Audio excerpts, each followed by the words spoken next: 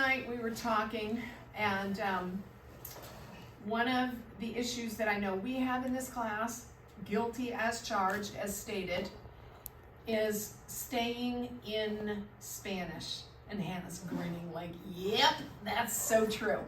And I love this acronym that they put out in there. And so I'm gonna start having this available. I'm gonna find a way, if I have to just bring it every time we come in this classroom, I will bring it. Let's go through what this means. Okay, these are the expectations for class. From here on out, we are going to adhere to this. And we're gonna knock out the English and really focus on our 40 minutes. We only have 40 minutes in a class bell. By the time everybody gets in, and then by the time we have to leave, 40 minutes is nothing. Sometimes I used to think block schedules was like, oh, an hour and a half of class, that's a lot. Now I'm like, I'm a little jealous because we have no time. I don't have time for exit quizzes. I don't have time for a lot of culture and stuff like that. And what's been suffering too much is the Spanish part of it. So L means look at me, right? If you guys are looking at me, I can look at you, right? And when I'm looking at you, I can notice, oh, Eli's like not quite catching something. Or if you see me like kind of watching you like, you know, Rylan, you got this, you can just quietly give me thumbs up, yep, I got this, or yeah, I'm working on it, or you know what, nope, I don't get this at all. And you don't even have to say anything. Nobody else even has to know that you know, put a thumb up or a thumb down or whatever. But by having that eye-to-eye contact, we can better follow each other in the classroom, right? Involve yourself. The I is involve yourself. What does that mean? Think fun, think, okay? Do I really care whether your dog has a cell phone or not? No, but it might be funny if he has 100 cell phones and decides that everybody's cat and dog in the classroom needs a cell phone, right? And it can bring out a lot of interesting conversation.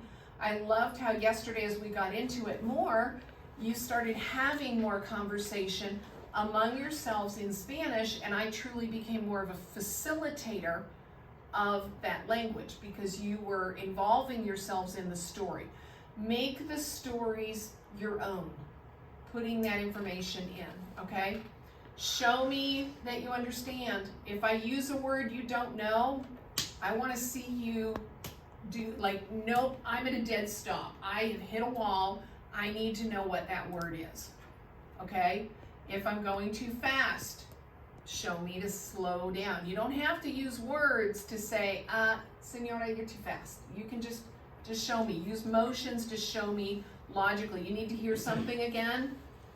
Do this, and I'll repeat it again until you understand exactly what's going on.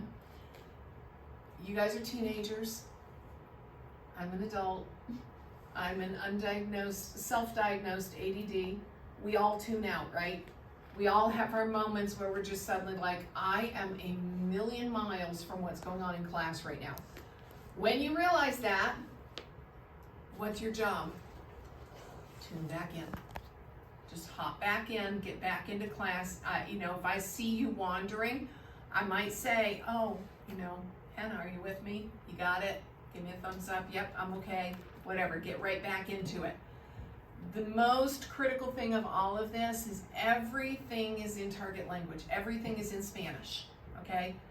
Answer what you can. When I'm asking you as a class, I want everybody enthusiastically, sí, no, en California. Give me the one-word answers. Everybody has to answer. And then honestly, guys, if I don't see everybody answering, I'll be like, oh, only 20% of you. Come on, more of you. And I'll ask until every person is answering vocally and enthusiastically, okay? To show me that you're getting it. So, I mean, I'll give you 50 more repetitions if that's what it takes for 6 of you, 7 of you to respond. That's up to you guys, okay? But I need those responses, and then show me when I ask you an individual question. How are you supposed to always answer an individual question? In a full sentence. Full sentence. In a complete sentence. Why? What does that show me? That we're understanding. That you understand that I asked you a question and you can answer me. The quicker you can answer the question, the more I know that you're assimilating it, you're acquiring it, you're understanding it. If you're pausing and you're not confident in your answer, I'm going to cycle back to you time after time until I start getting the strong, confident, I understand this. And then the other important one is no talking over. You can't talk over each other. You can't talk over me. You don't have enough language to be talking more than a sentence or two, most of you. So you can't be having a side conversation. How many of you were going along in Spanish and you've caught it, you got the idea, you understand that word, now you're processing it. And your brain is noodling it out and you're processing what you've heard. And suddenly, two people are on the side having a conversation in English. What happens to your processing?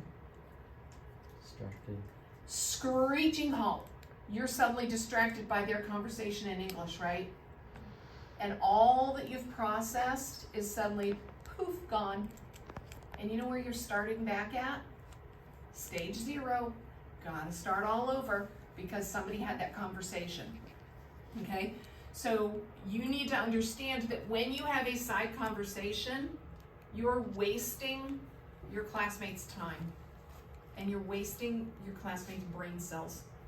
Because now they get to, waste a few more brain cells on starting back over. Okay?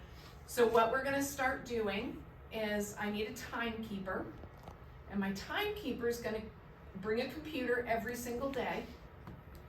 And we're going to keep track of the minutes that we stay in Spanish. And you can turn that off now.